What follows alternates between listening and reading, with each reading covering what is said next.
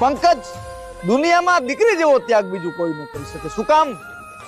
કે જે દીકરી બાપના ફળિયામાં 22 વર્ષ 20 વર્ષ સુધી જે દીકરી રમીન મોટી થઈ હોય, સાહેબ બાપના ફળિયામાં જે દીકરી લાડકોડથી મોટી થઈ હોય, જે દીકરીએ કોઈ દી સાહેબ રસોડામાં પોતાના હાથ નો બગાડ્યા હોય, ઈ દીકરી જેદી પરણી અને વિદાય લઈને તેદી તારું મારું કરવા માંડે.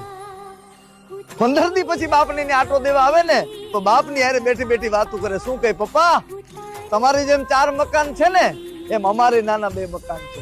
સાહેબ બાપના ઘરે બંગલો ભલે હોય પણ ઈ એમ કે ઈ બંગલો મારો નહીં, મારા બાપનો છે, મારા ભાઈનો છે, એમાં મારો હક નથી. મારે ઘરે જે ઝૂંપડું છે ને ઈ મારું છે.